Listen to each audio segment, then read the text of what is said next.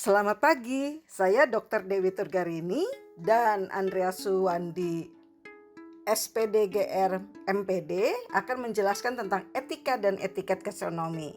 Nah, ini berdasarkan sejarahnya sudah ada abad 18 sebelum Masehi ya di Kerajaan Babilonia. Kemudian juga ini inti dari si kode etik Hammurabi ini mengatur bagaimana masyarakat bisa bersosialisasi sehingga keamanan, kedamaian, dan keadilan dapat terpelihara dalam masyarakat ya. Ini dikembangkan lagi setelah abad ke-5 oleh Hippocrates ya, ia seorang Yunani mengembangkan sebuah aturan lagi nih di bidang kesehatan, antara lain tentang petunjuk dalam makanan, operasi, dan farmasi ya. Nah, bagaimana contoh-contoh dari etika ini? Jadi selalu berlaku walaupun tidak ada saksi mata, bersifat jauh lebih absolut dan mutlak, memandang manusia lebih secara mendalam, dan memberi norma terhadap perbuatan itu sendiri. Bagaimana dengan pariwisata? Ada kaitannya karena ini menjadi sebuah aturan ya, terutama untuk pada saat penyelenggaraan kegiatan pariwisata harus lebih bertanggung jawab dan memiliki etika secara moral ya, dinilai dari nilai dan moral yang berlaku baik secara universal maupun bersifat lokal ya. Kemudian bagaimana pendapat Anda tentang etika pariwisata? Nah, ini kalau di dunia pada tanggal 1 Oktober tahun 1999 ya, UNWTO telah mengeluarkan panduan tentang prinsip pelaksanaan kepariwisataan yang lebih bertanggung jawab. Disebutnya adalah Kode Etik Kepariwisataan Global ya. Tujuannya apa? Ya, untuk menjaga ya adanya norma dan nilai yang berlaku baik yang dibawa oleh wisatawan maupun norma yang berlaku di destinasi pariwisata itu sendiri ya. Nah, untuk ini bagaimana upaya ini dilakukan ya untuk meyakinkan baik si wisatawan maupun di destinasi lokal agar kegiatan yang dilakukan ini bisa bermanfaat secara ekonomi dan menjangkau dan dinikmati oleh komunitas dalam arti yang luas tapi tetap sustainable ya. Nah, kalau etiket bagaimana? Etiket adalah perilaku manusia berasal dari bahasa Prancis yaitu etiket yang berarti sopan santun. Nah, apa yang menjadi contoh dari etiket? Jadi hanya berlaku dalam pergaulan, etiket tidak berlaku saat tidak ada orang lain atau saksi mata yang melihat. Sifatnya relatif, di setiap tempat berbeda dan hanya memandang manusia dari segi lahiriah saja dan menyangkut suatu perbuatan yang harus dilakukan oleh kita manusia ya. Nah, untuk ini kita juga dapat melihat kode etik pariwisata global ini harus dilakukan nih ya dan dipatuhi oleh seluruh stakeholder baik di pemerintah, masyarakat lokal, industri dan juga para pelaku usahanya ya, dan juga si pengunjung baik internasional maupun domestik. Ya, tujuannya apa? Untuk meminimalisir ya dampak pariwisata terhadap lingkungan dan warisan budaya, tapi tetap bisa mensejahterakan, memaksimalkan manfaat bagi penduduk dari destinasi pariwisata itu ya. Ada beberapa prinsip kode etik pariwisata, silahkan dilihat bahwa ada 10 ya yang sudah ditetapkan oleh UNWTO gitu ya. Bagaimana pada intinya harus sustainable ya.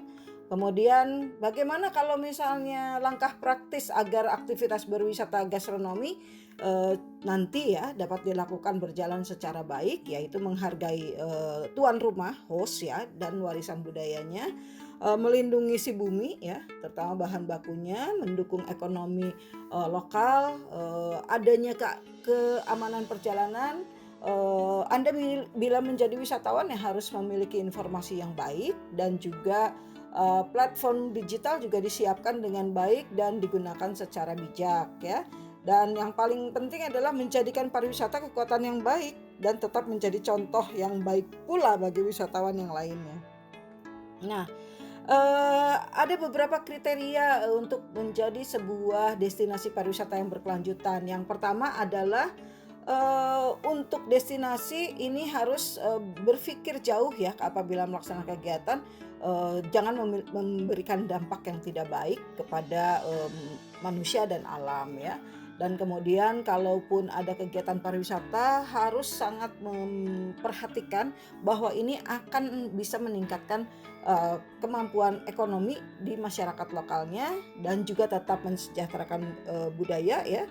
Si masyarakat tetap melestarikan, pengunjung tetap juga menjaga pelestarian budaya, dan yang terakhir nih pelestarian lingkungan ya, tidak ada sampah, no waste gitu ya. Oke, selanjutnya kalau ingin mengembangkan sistem pengembangan wisata gastronomi yang dengan memperhatikan etik dan etika, maka agar bisa memberikan keuntungan ekonomi, harus dilakukan pemantauan yang baik, kemudian memberikan peluang kerja untuk masyarakat lokal, melibatkan partisipasi masyarakat, harus didengarkan opini masyarakat lokalnya ya, dan kemudian juga diberi akses dan juga tetap memberikan edukasi untuk mereka sadar akan pentingnya wisata, kemudian juga melakukan pencegahan eksploitasi, dan yang lain adalah mendukung masyarakat dan usaha lokal dan perdagangan yang harus tetap adil gitu ya.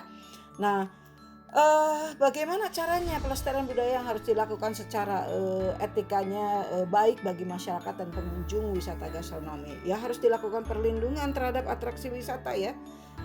Kemudian juga harus ada visitor management atau pengelolaan pengunjung, juga harus paham dan caranya mengelola perilaku pengunjung, memiliki cara atau aturan untuk melindungi warisan budaya, melakukan interpretasi tapak ya, jadi paham betul untuk kawasan, dan melakukan perlindungan kekayaan intelektual supaya tidak diduplikasi ya. Kemudian kalau menjaga lingkungannya, yaitu kita harus mengantisipasi lingkungan, kemudian juga untuk wilayah-wilayah sensitif ya memang harus ada aturan mainnya, kemudian juga untuk alam liar, sampai yang poin ke-12 juga menggunakan transportasi ya yang ramah lingkungan.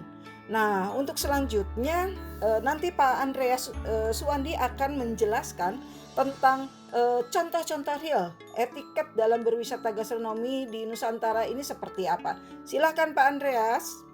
Baik, terima kasih Bu Dewi atas kesempatan yang diberikan.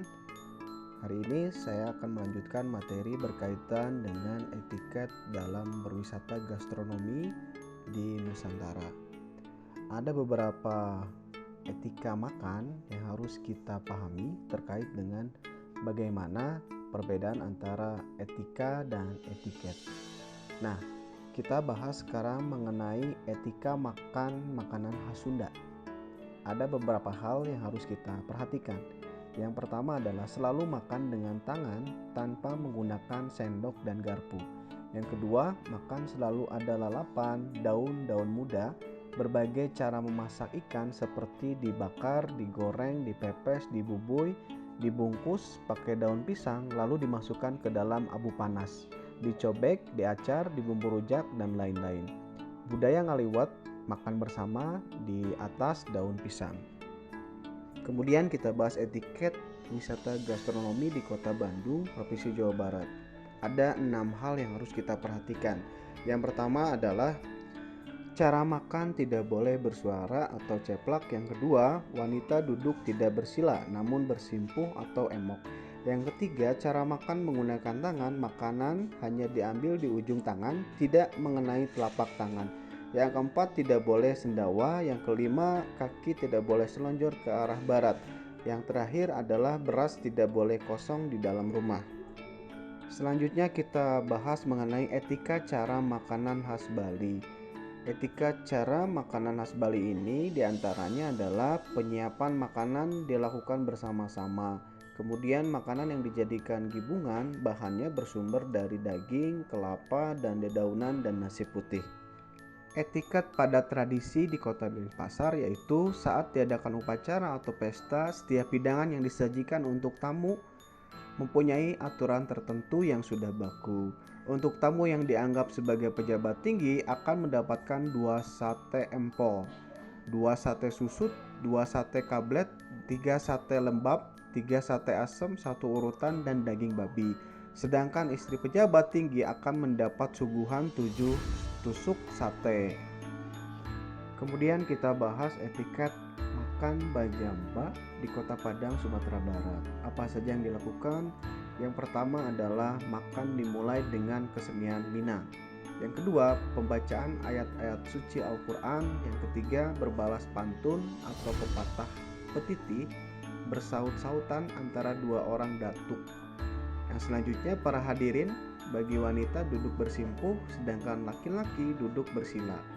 Mengelilingi talam, tamu ditempatkan sesuai fungsinya seperti sumando atau ipar, mamak rumah, tuan rumah, kawan sarno atau gadang, teman sepermainan, dan lain-lain.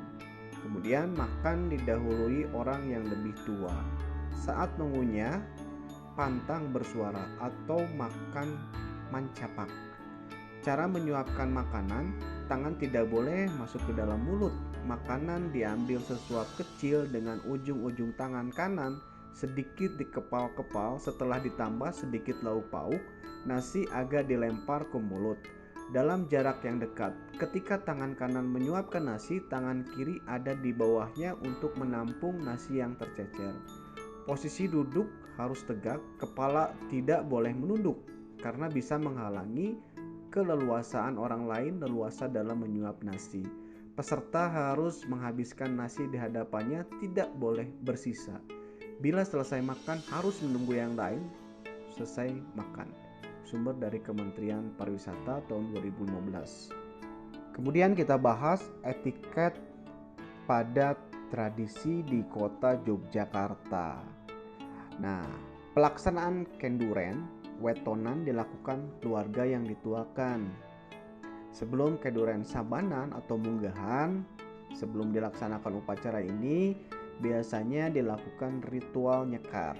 Menu sajian dalam kenduren sabanan memakai nasi tumpeng yang lengkap dengan ayam panggangnya atau ingkung. Kenduren lingkuran dilaksanakan pada tanggal 21 bulan puasa yang bertujuan untuk memperingati Nuzulul Quran. Dalam kenduren ini, warga yang datang membawa makanan dari rumah masing-masing. Menu yang disajikan adalah nasi putih, lodeh, biasanya lodeh kelewek, atau bihun rempeyek kacang, daging, dan lalapan. Kenduren ujar dilakukan oleh keluarga yang memiliki maksud dan tujuan tertentu. Hidangan yang disajikan menu ingkung atau ayam panggang dan dilakukan pada bulan Suro atau bulan Muharram. Kenduren Muludan dilakukan pada tanggal 12 bulan Maulud, dilakukan di tempat sesepuh. Masyarakat membawa makanan dari rumah masing-masing. Biasanya dalam kenduren ini ada ritual beleh wedus atau motong kambing yang kemudian dimasak sebagai becek atau gulai. Nah, tradisi yang kedua adalah grebek Muludan yang diadakan pada tanggal 12 persis di hari ulang tahun Nabi Muhammad SAW, mulai dari jam 8 pagi dengan dikawal oleh 10 macam bregono atau kompi prajurit kraton, Wirobrojo, Daeng, Patang Puluh, Jagokaryo, Prawirotomo, Yutro gitu ya, dan Bugis, sebuah gunungan yang terbuat dari beras ketan, makanan dan buah-buahan serta sayur-sayuran akan dibawa dari istana Kemandungan melewati Sitinggil dan Pagelaran menuju Masjid Agung. Setelah didoakan, gunungan yang melambangkan kesejahteraan kerajaan Mataram ini dibagikan kepada masyarakat yang menganggap bahwa bagian dari gunungan ini akan membawa berkah bagi mereka. Sebagai srono atau syaratnya, mereka harus mengunyah sirih di halaman Masjid Agung, terutama pada hari pertama dimulainya perayaan Sekaten. Kemudian ada etiket pada tradisi di Kota Solo. Pada upacara siraman dodol dawet atau mempelai, kedua orang tua menjalankan tata cara siraman sebanyak 3 kali dengan dodol dawet atau menjual dawet.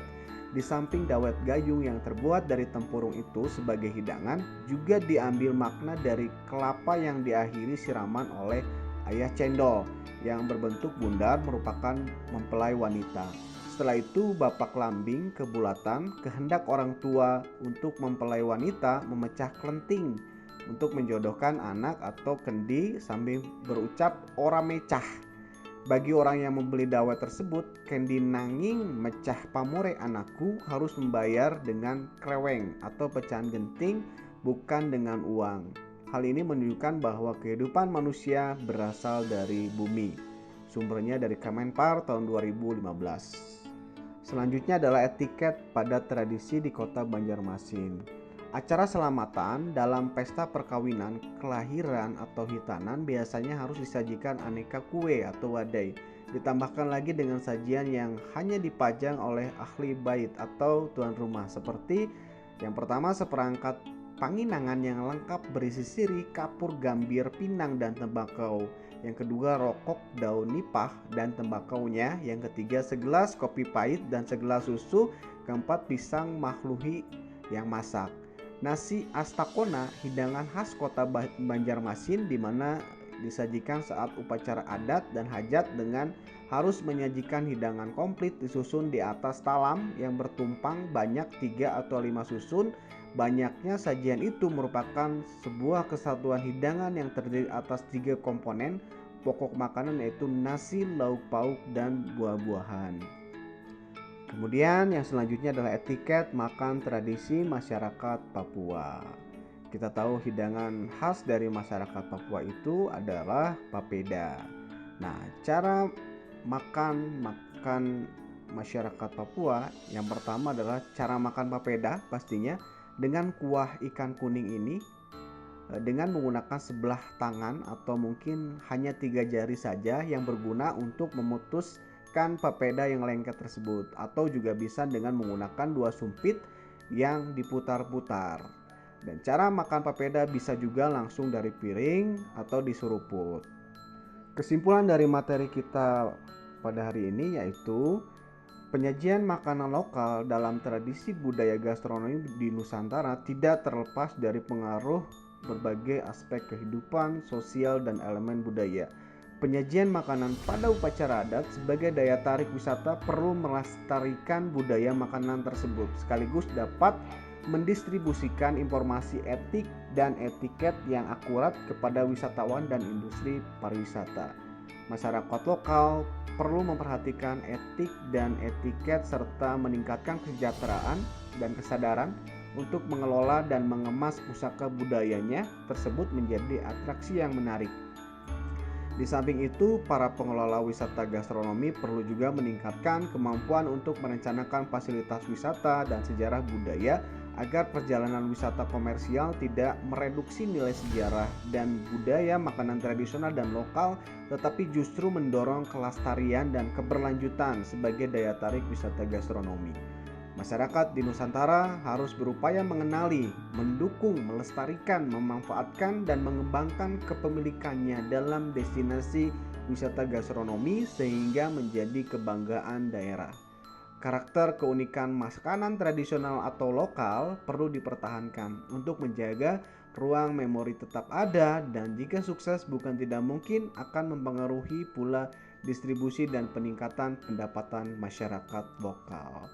Baik, terima kasih untuk materi hari ini.